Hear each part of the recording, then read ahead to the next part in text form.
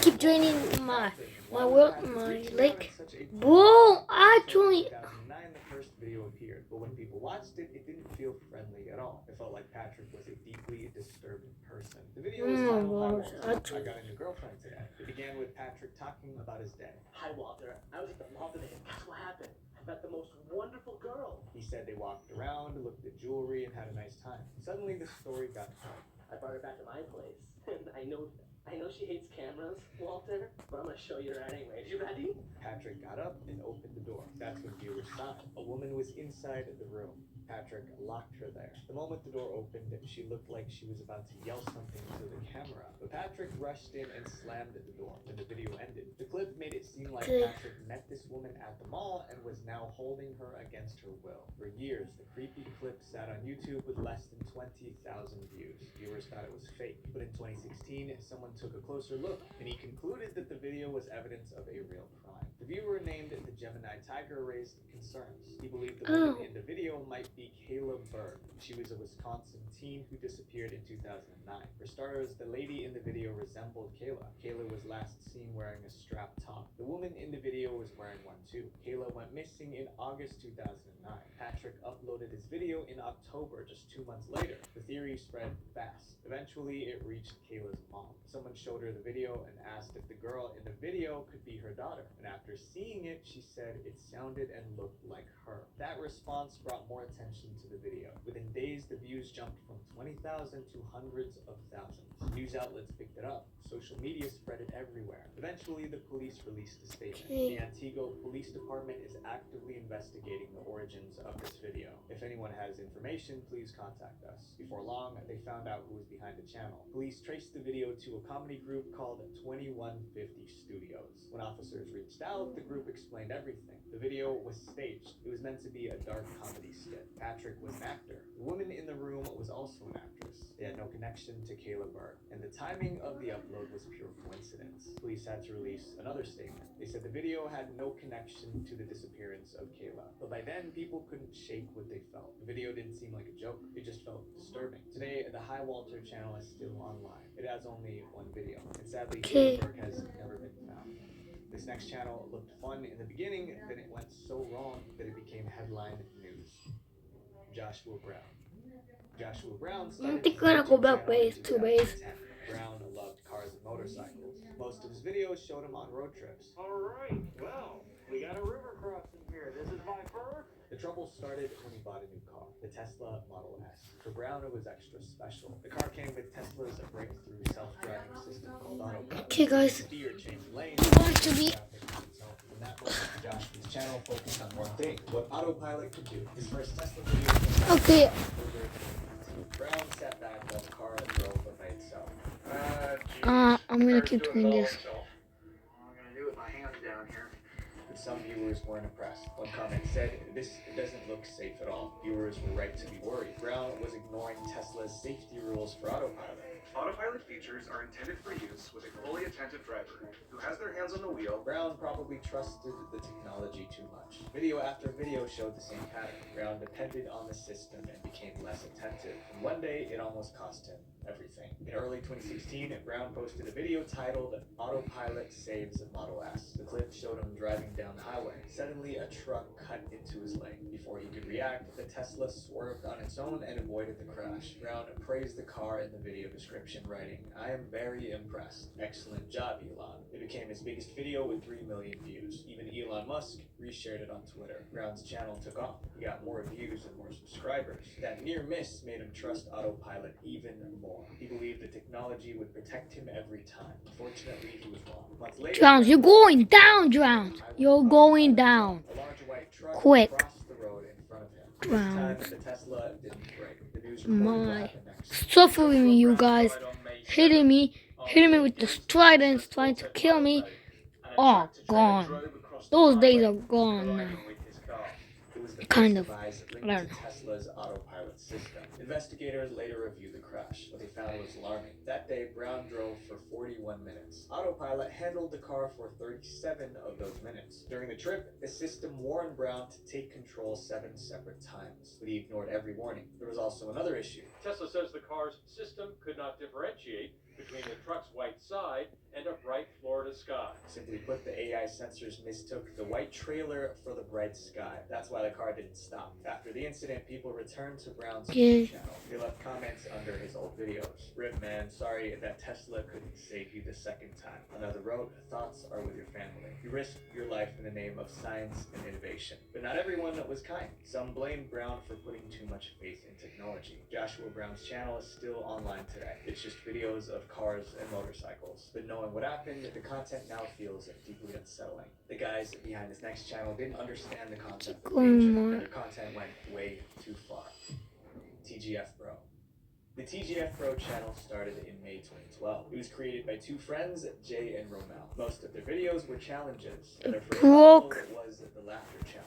One of us drinks all that, and the other one has to make them laugh while the water in the air. They got nearly 1 million views. After that, the challenges kept getting worse. Soon they were eating very spicy peppers. Then they drank disgusting smoothies. The views increased, but the channel still wasn't blowing up the way they wanted. So they pushed the limits. Okay, I'm gonna go. The most reckless stunt began with a One Wait. night I was in bed and I said to my girlfriend, Chloe, like, Oh, I dear. cemented my head in the microwave. Jay wanted to cement his head inside a microwave, and he actually went through with it. As you might expect, it didn't go well. The microwave got stuck. After nearly an hour of trying to remove it, someone called 911. He had a microwave switch to his head. I know this sounds like a prank call, but he was trying to film a YouTube video. Firefighters arrived and freed Jay. Later, Jay and Romel uploaded the video. It went viral with over 8 million views. The viewers were angry, not entertained. One comment read, "What frustrates me the most is that the time paramedics have spent with you may have affected someone else's survival." Even Jay's mom was so upset that she refused to speak to him for months. The firefighters who rescued him also tweeted. They said they were seriously unimpressed. After all the backlash, Jay apologized. People assumed he learned his lesson. They were wrong. In March 2020, the channel posted another controversial video.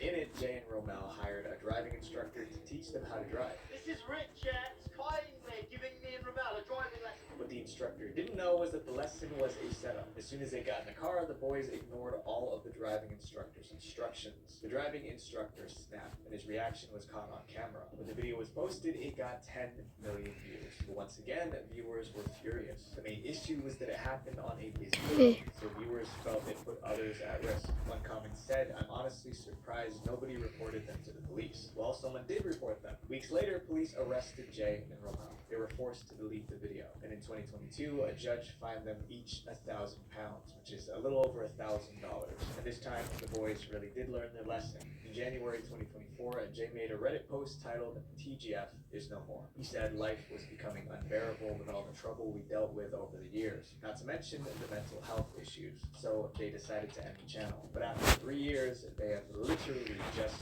posted again. This next creator believed some people were aliens in disguise. Sherry Shriner. Most people laugh at conspiracy theories, but in 2008, a woman named Sherry Shriner took them seriously. So seriously that she built a YouTube channel around them. Her channel description sounded like a warning. It listed UFOs, aliens, reptilians, fake humans. There's one in trees on top of my house. I saw him. Sherry believed these hidden forces secretly controlled the world, and she was determined to expose them. Her first video featured a man named Stuart Harrison. He claimed he had inside information about rituals. Well, let me see if you have cactuses, and I'll actually buy it. Okay, watch my next. Let me buy it! Bringing you what I hope you will find to be an exciting revelation. What is this, Kaka? What is this? What is this? What is this, Kaka? Ew, no, hip. Soon she posted more videos with similar claims, but her audience stayed small. Only a few thousand people watched. Well, let me Then check Sherry again. raised the stakes. She started talking about lizard people. For years, the reptilian theory has circulated in the mind. What is this? Oh my gosh, bro, you're so buns. I think the dogs will kill you right now. She expanded The reptilians have been dominating Earth for the last 100,000. she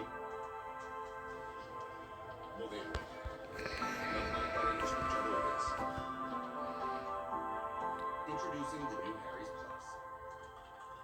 Advanced physics for more cooking. Progressive blade geometry for improved comfort. Made ergonomically, priced economically. Harry's Plus, the shave you've been waiting for. Ow. Think back and forth variations, optimized testosterone. Bro, This baby this looks so out of hand, bro. It just looks weird looking at sand randomly placed. One day I'll feel like it feels so weird, but like it's really true. There used to be water here. Right there. There used to be a whole lake. When I'm done, I'll feel like that. The fish population will probably go extinct. Probably.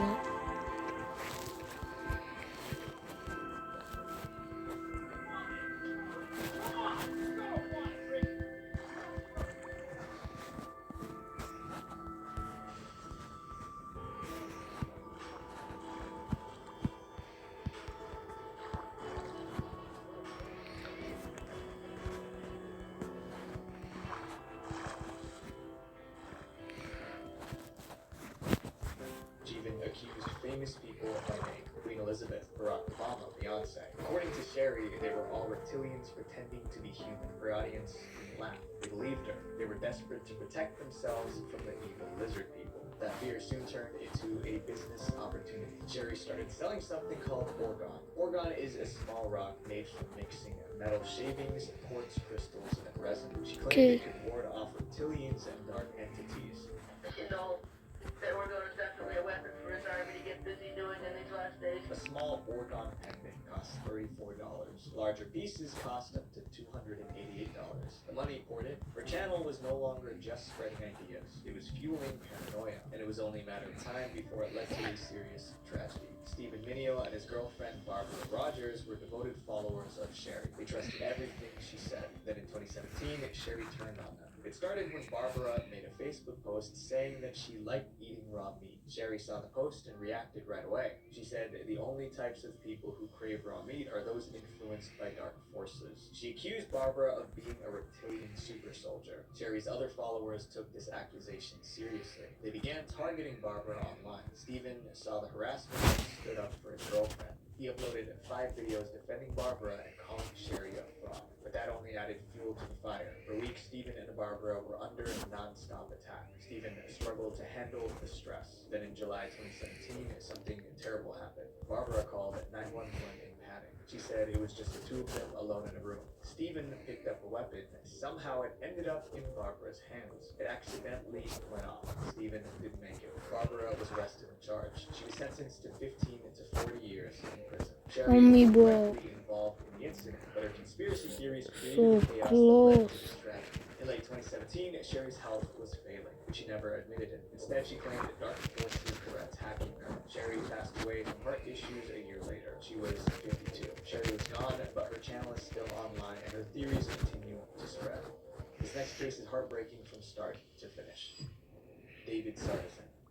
In August 2018, someone created a YouTube channel called David G. Sarrazin. Right away, people noticed something was off. The channel only had about 1,000 subscribers, but it somehow had over 8,000 Flip! Oh my word. 2 years. That meant the person behind the channel uploaded about 11 videos a day. Most creators can't keep up with one video a week. Things got more mysterious when people 11 videos. I was uploading 9 sometimes. You gotta remember my prime?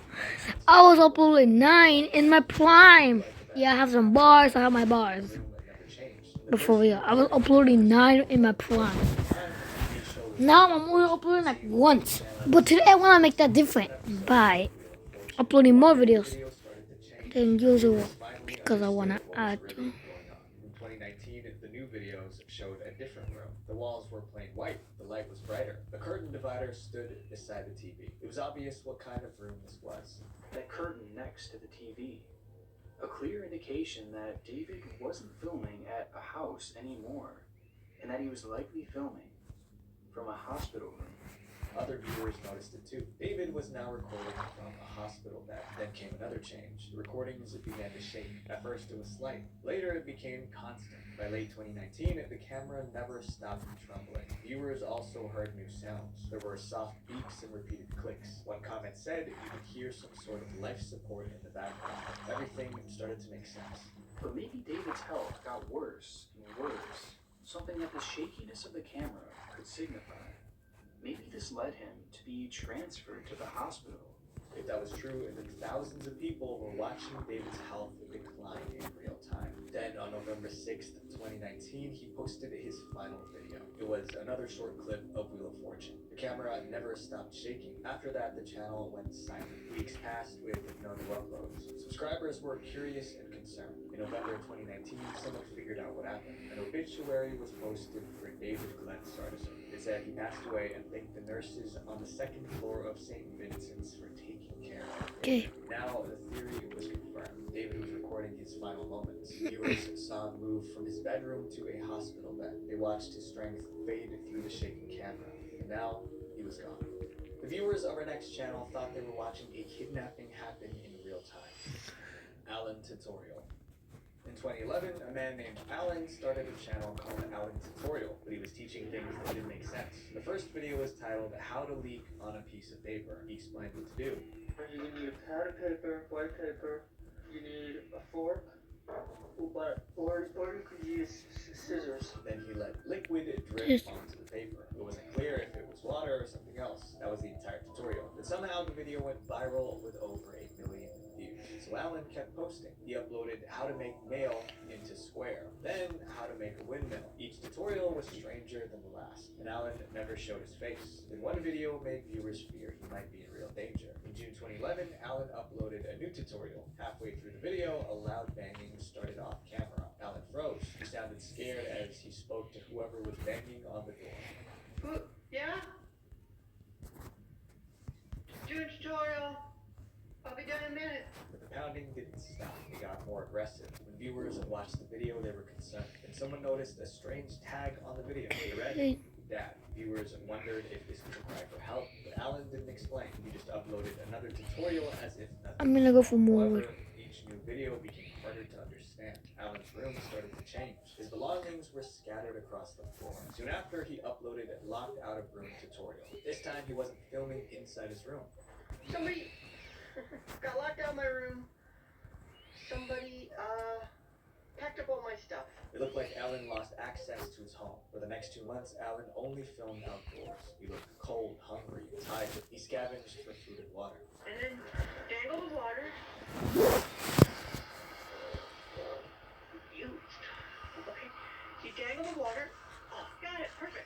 Viewers eating raw thought beef they were because I'm watching someone hungry. Struggle in real time. In November 2013, the situation escalated again. Alan 40. uploaded a new video. His face wasn't showing. The viewers could see his arms and legs, and they looked dirty. Not only that, it seemed Alan was filming from the back of a moving truck. At this point, viewers were worried. Some even thought Alan was kidnapped. Then, in December 2014, Alan posted his final video. The clip showed him breaking through a wall. Then he crawled through the opening and escaped. After that, the uploads stopped. For years, no one understood what they witnessed on that channel. The mystery lasted until 2021. That's when filmmakers... Yeah, I'm gonna go AFK because I'm gonna go for snacks because I'm hungry. Wait, what? What's up? Oh, nothing. I didn't really tell anybody about it when I was doing it, and people just stumbled upon it. He admitted that the Alan Tutorial channel was performance art. That meant everything was staged. And the reaction from that was what was so exciting, and that fueled more of it. The channel has 60 videos pulled in 37 blue, strange, disturbing, and completely fake. The viewers of this next channel knew that the end was coming. Leather Smoke Me.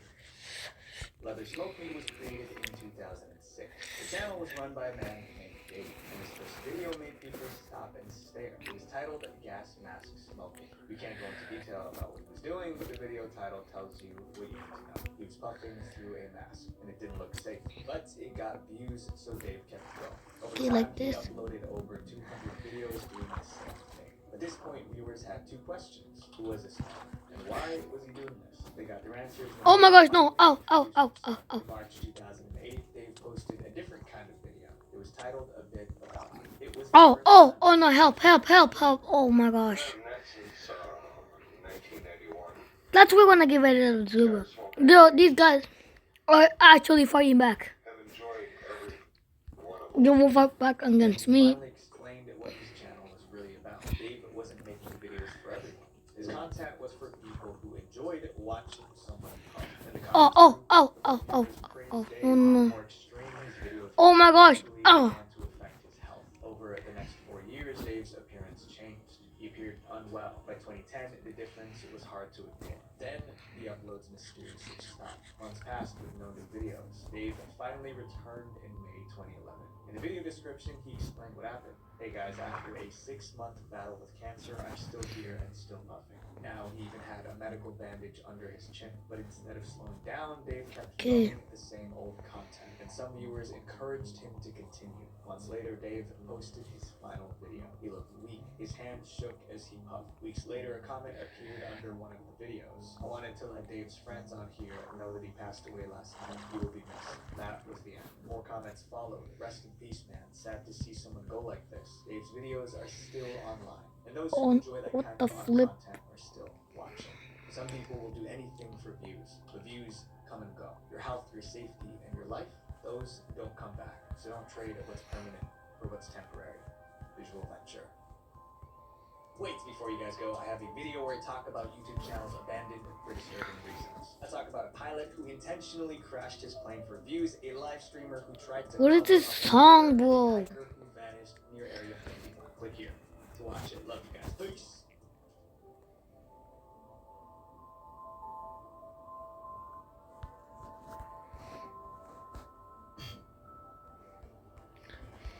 It's crazy, but that was actually picked up on Google Maps. The report showing the vehicle had been visible for years.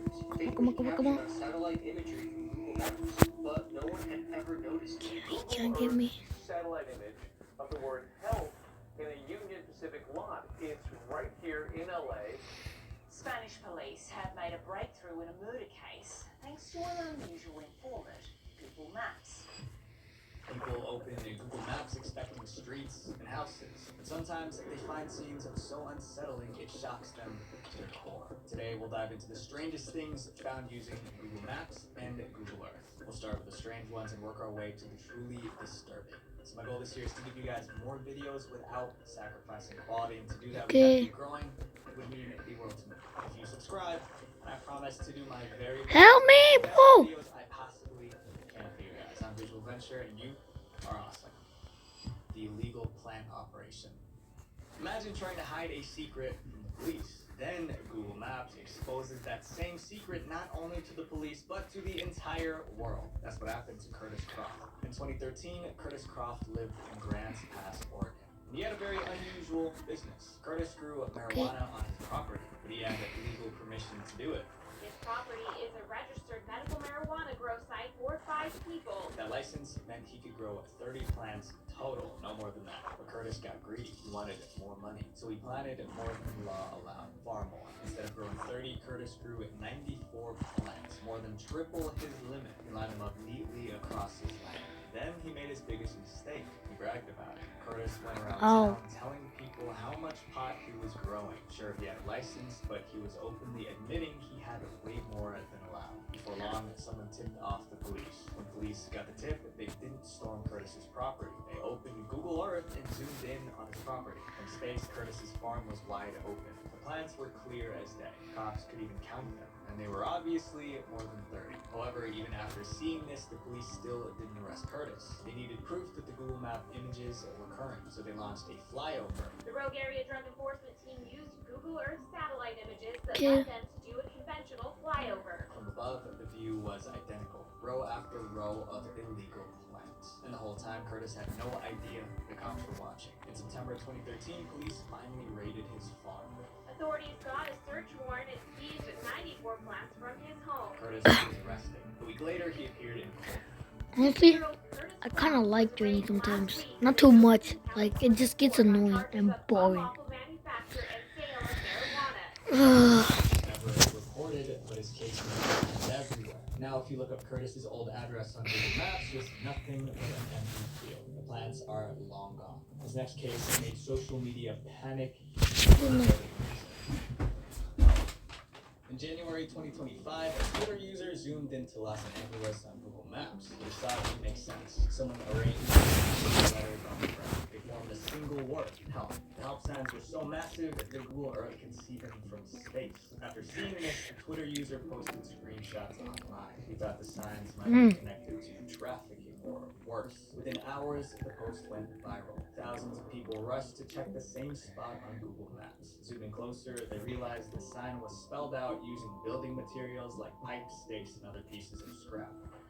This is what people are talking about. These help signs that are, look at this one. Oh. This is a big help sign. But help wasn't the only sign. Other words were spelled out too. Some were in Spanish, like Tráfico. Others in English, like Federal and LAPD. Location made it even scarier. The signs were near a shipping yard, and shipping containers are often linked to illegal activity. The more people looked, the stranger it got. Some claimed that they spotted what looked like a tunnel entrance. Others swore they could see ladders, implying that something was hidden underground. Soon, reporters were asking questions too. Is this migrants trying to reach out for help? Is there some sort of underground area in this section where they are being trafficked right now? The internet was drowning in theories, but one man decided to find out the truth. A Twitter user called LA Guy refused to speculate. Since the strange help signs were in LA, he grabbed his camera and drove straight to the site. When he arrived, the scene was unsettling.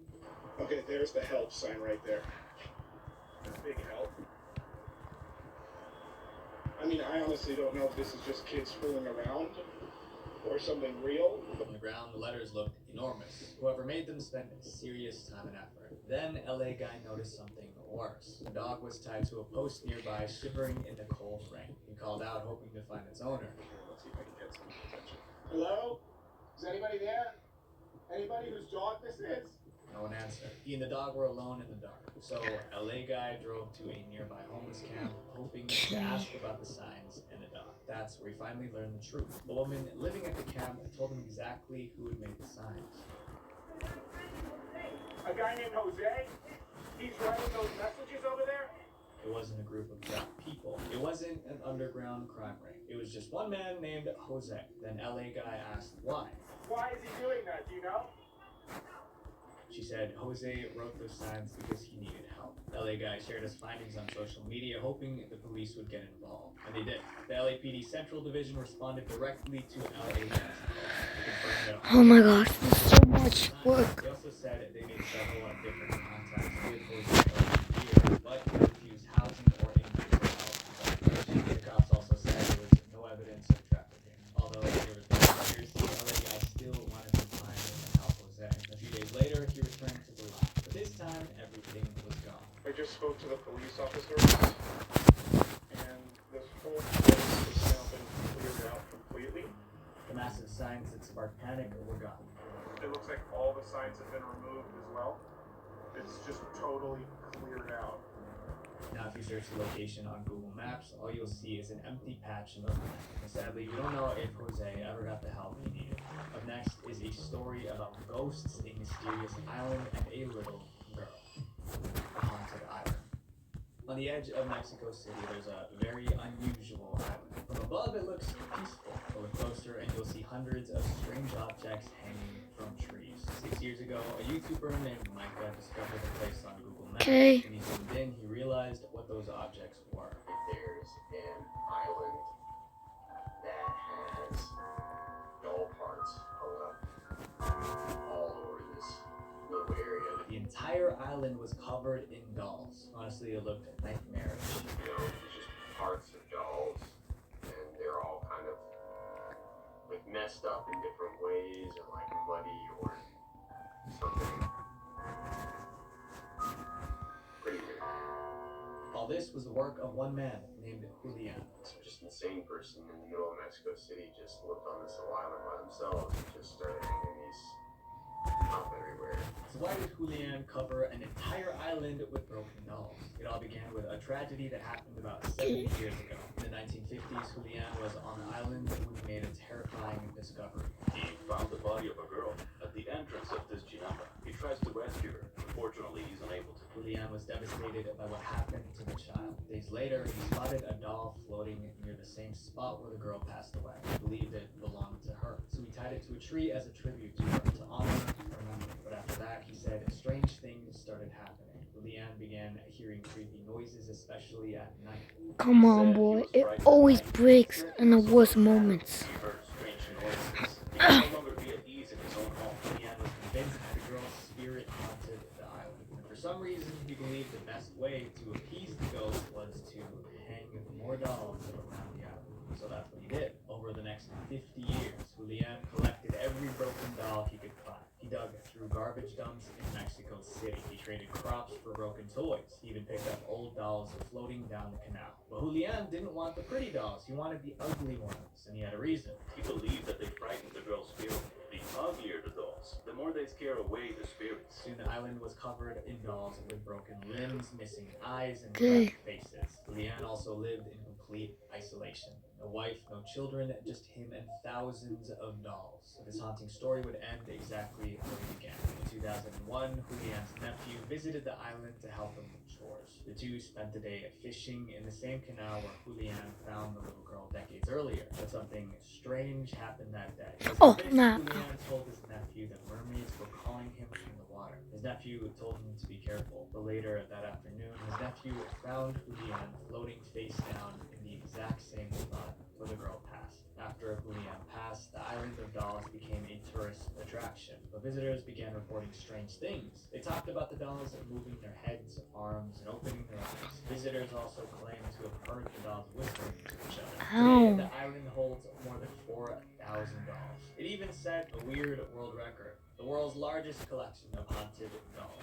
This next case is about a city where 50,000 people vanished overnight. The nuclear city. If you search Pripyat on Google Maps, Chernobyl. you'll find a ghost city frozen in time. The streets are deserted. The houses are It was caused by Chernobyl. Unbelievable. The one nuclear power plant in Russia. Looks like a classroom, huh? They just went down because, I don't know, they just did something wrong and some chemicals mixed and then exploded. And then nuclear, I don't know, stuff went everywhere and intoxicated the city. And everybody had to be evacuated because, well, getting exposed to radiation is not good. But the nuclear workers needed somewhere to live, so they built a new city from scratch. They called it Pripyat. The city had modern apartments, great schools, and shopping malls. Each building is hugely spaced out with these enormous green areas in between to give people space. The average age of the people in the city were just 26. A brand new amusement park was set to open soon. The main attraction was a bright yellow Ferris wheel, but no one ever got to ride it. Remember, Pripyat was built because nuclear workers needed somewhere to live. Well, on April 26, 1986, something went terribly wrong at the nuclear plant near Pripyat. Around 1 a.m., workers at the nuclear plant began a safety test. They wanted to see if backup systems would work. Wrong. It was kind of a real test, but it was conducted in Okay guys, I think I might be ending the video for this time. turned into a terror. Energy levels dropped. Team try to fix it, but every move works. I think guys, I think we might be ending the video here. Thank you for the 19 subs. You should have a great day. Remember to subscribe to my channel. Oh. Let's try to upgrade it. Okay. Authorities didn't want the world to know about their mistakes, so they stayed silent. For the next 36 hours, life went on like Dang. weddings went forward. Guys, Children played. goodbye. Have a great day. Just chill out and watch my videos, please. People started